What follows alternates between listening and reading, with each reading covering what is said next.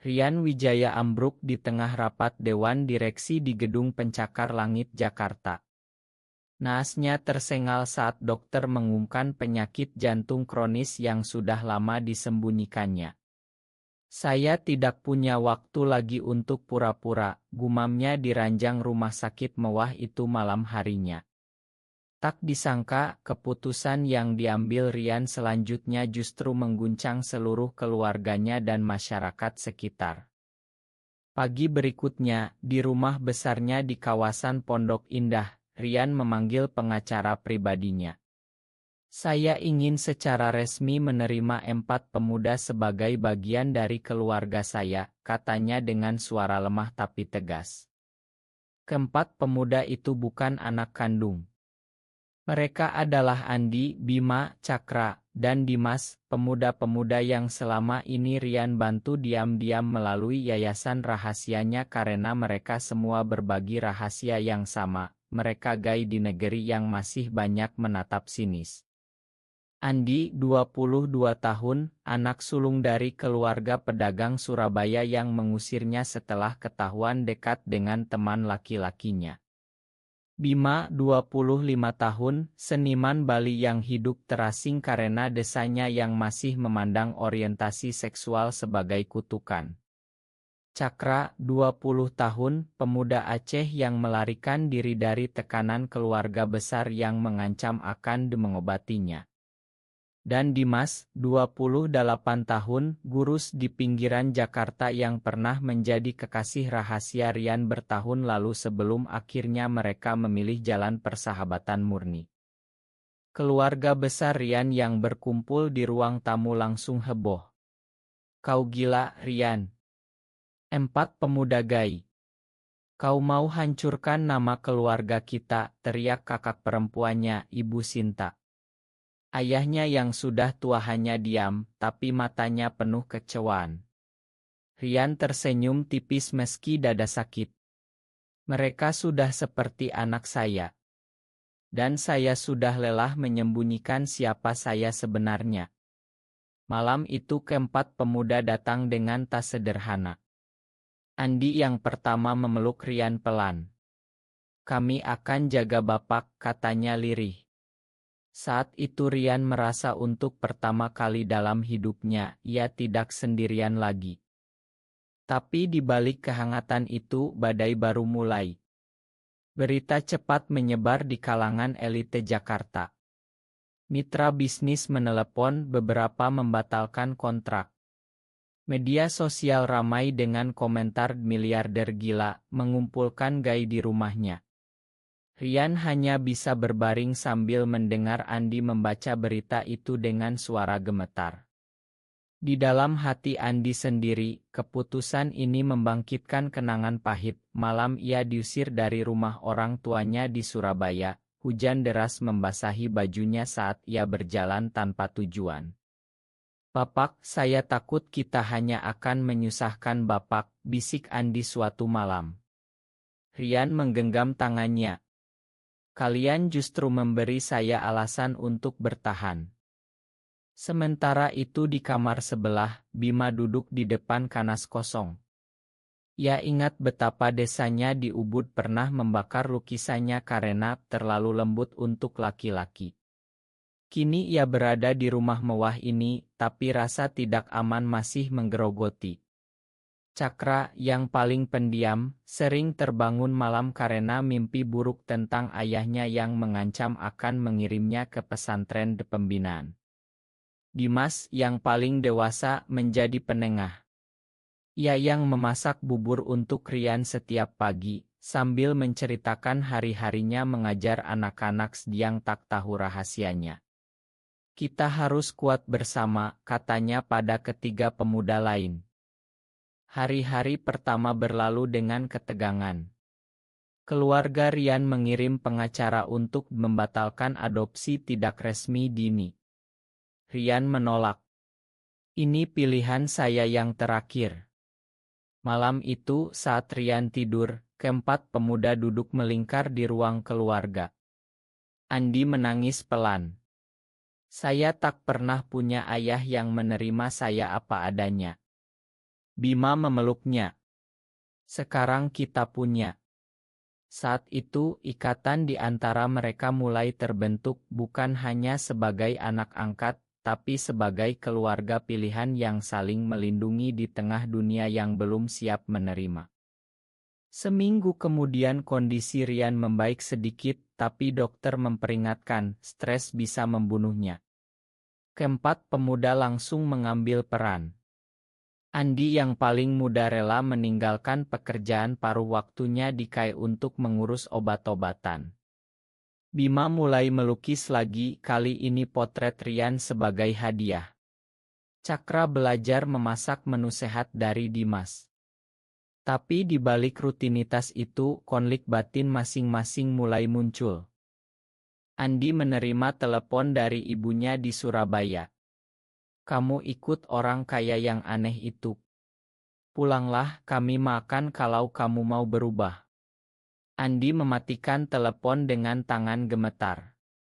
Ia ingat betapa dulu ia pernah mencoba berubah dengan berpacaran dengan gadis tetangga, tapi hatinya tetap kosong.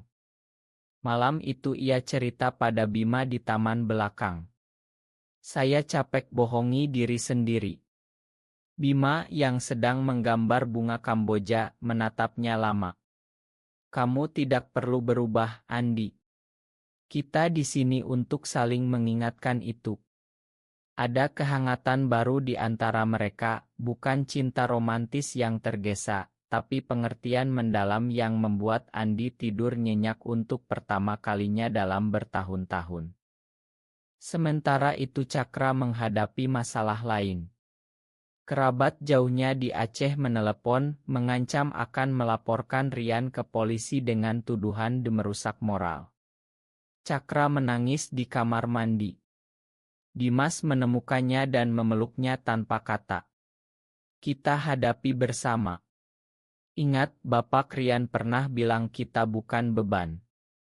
Dimas sendiri sedang berjuang dengan rasa bersalah.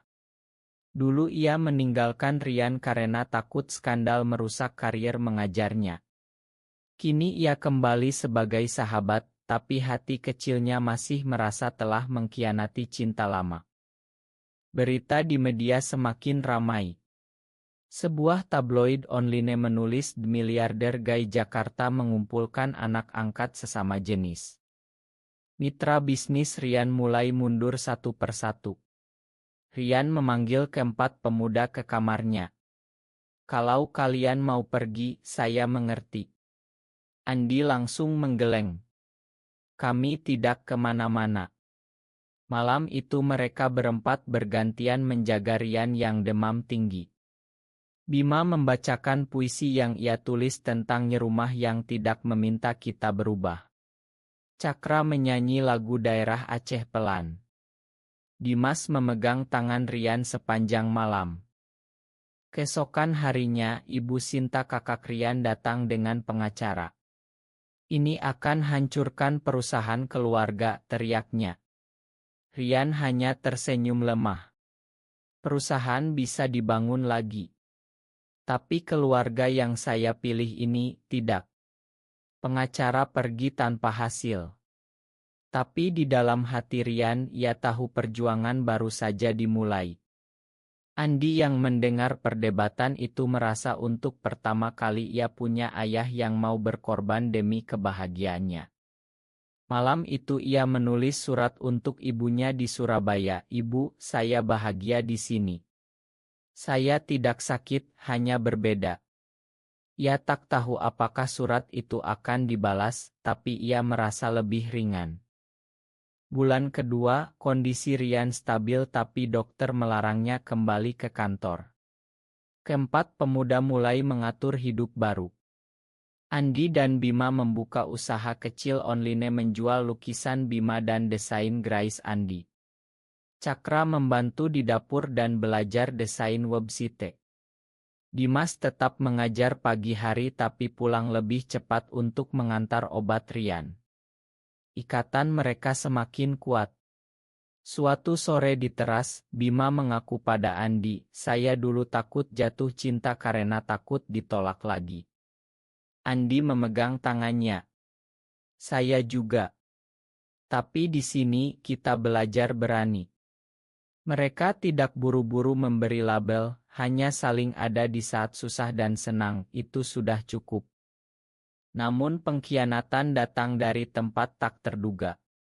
Sepupu Rian yang iri mempublikasikan foto lama Rian dan Dimas di media sosial dengan caption dibukti miliarder ini rusak moral pemuda. Berita meledak. Orang tua Dimas di kampung menelepon marah, "Kamu bikin malu kami." Dimas hampir menyerah. Ia duduk di lantai kamar menangis. "Mungkin saya harus pergi." Rian yang mendengar dari ranjang memanggilnya. "Jangan lari lagi, Dimas. Kita sudah cukup lari bertahun-tahun." Kata-kata itu membuat Dimas memutuskan bertahan. Malam itu ia cerita pada ketiga pemuda lain tentang masa lalunya dengan Rian, bukan detail intim, tapi tentang bagaimana cinta mereka mengajarinya menerima diri.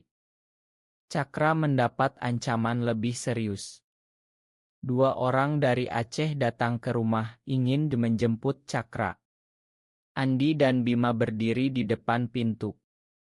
"Dia sudah dewasa, punya pilihan sendiri," kata Andi tegas. Polisi akhirnya datang setelah Rian menelepon kenalannya.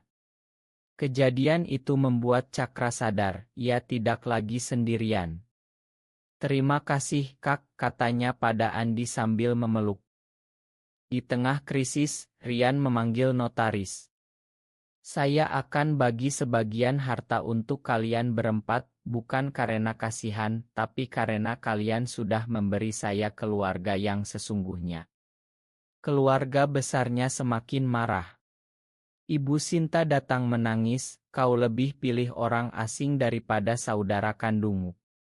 Rian menjawab pelan, "Mereka bukan asing lagi. Mereka anak-anak saya." Kata-kata itu membuat Ibu Sinta diam untuk pertama kalinya. Musim hujan tiba, kondisi Rian kembali drop. Dokter menyarankan operasi besar. Keempat pemuda bergantian mendampingi di rumah sakit. Andi yang paling sering tidur di kursi plastik memegang tangan Rian. "Bapak harus kuat.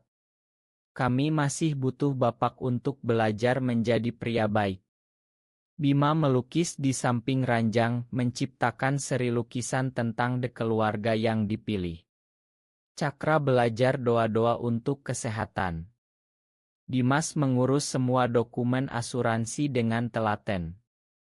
Saat menunggu operasi, Andi dan Bima punya momen pribadi di taman rumah sakit. "Kalau Bapak selamat, saya mau coba hidup jujur sepenuhnya," kata Andi. Bima tersenyum. "Saya juga." Bersama mereka berpelukan lama di bawah pohon mangga. Hujan rintik membasahi bahu mereka, momen sederhana tapi penuh makna. Operasi berhasil. Saat Rian sadar, keempat pemuda sudah menunggu di ruangan. "Kalian masih di sini," bisik Rian dengan suara serak. Dimas mengangguk. "Kami tidak akan pergi." Berita kesembuhan Rian menyebar, tapi bukan itu yang membuat orang terharu. Video singkat yang diunggah Bima, Rian dikelilingi keempat pemuda sambil tertawa pelan, menjadi viral. Ribuan komentar datang, "Ini keluarga yang sebenarnya." Beberapa keluarga lain yang punya anak gay mulai menghubungi mereka untuk minta nasihat. Tapi tantangan belum selesai. Ayah Rian yang sudah tua akhirnya datang ke rumah sakit. "Saya salah, Nak. Saya takut dunia menilai kita." Rian memakannya dengan air mata. "Ayah, saya tetap anak ayah. Tapi saya juga ayah bagi mereka." Pertemuan itu penuh tangis. Ibu Sinta mulai melunak, bahkan membawa makanan untuk keempat pemuda. Setelah pulang dari rumah sakit, Rian memutuskan membangun rumah baru di pinggiran Jakarta yang lebih besar untuk keluarga besar ini. Andi dan Bima mulai merencanakan pameran lukisan bersama bertema identitas yang diterima. Cakra membuka kelas mengaji online untuk pemuda yang merasa tersesat. Dimas tetap mengajar, tapi kini dengan lebih percaya diri. Suatu hari Ibu Andi dari Surabaya datang tanpa pemberitahuan. Ia melihat Andi dan Bima sedang tertawa di dapur. "Kamu bahagia?" tanya ibunya pelan. Andi mengangguk. "Lebih dari sebelumnya, Bu." Ibunya menangis dan memeluknya. "Makan ibu dulu." Itu adalah penyembuhan yang tak terduga. Namun ada satu pengkhianatan terakhir. Sepupu yang dulu membocorkan Oto itu datang meminta maaf, tapi sebenarnya berniat meminta bagian warisan. Rian tahu dan memakannya, tapi meminta ia tidak datang lagi. "Keluarga bukan soal darah, tapi soal hati yang setia," katanya pada keempat pemuda. Kata-kata itu menjadi mantra mereka. Di malam ulang tahun Rian yang ke-40 genep, mereka mengadakan acara kecil. Bima memberikan lukisan besar, 5 pria Indonesia berdiri di bawah pohon beringin besar, simbol kekuatan dan ketahanan. "Kita adalah pohon yang sama," katanya. Rian memeluk mereka satu persatu. "Terima kasih telah memberi saya hidup kedua." Tahun berlalu. Rian kini sehat, bisnisnya kembali bangkit karena dukungan komunitas yang terinspirasi ceritanya. Andi dan Bima resmi membuka galeri kecil di Bali, tetap tinggal bersama Rian di Jakarta. Cakra menjadi konselor untuk pemuda gay di Aceh secara online. Dimas menikah dengan Rian dalam upacara sederhana keluarga, bukan pernikahan resmi, tapi ikatan hati yang tak tergoyahkan. Keluarga besar mulai menerima pelan-pelan. Suatu sore, Rian duduk di teras bersama keempat pemuda, kini sudah seperti anak-anaknya yang dewasa. "Dulu saya takut mati sendirian. Kini saya tahu saya hidup dengan penuh cinta." Mereka tertawa bersama, angin Jakarta membawa aroma hujan. Akhirnya Andi bertanya pada dirinya sendiri, apakah menerima orang yang kita cintai apa adanya selalu berarti mengkhianati norma masyarakat, atau justru itulah cara kita menjadi manusia yang lebih baik? Benar atau salah?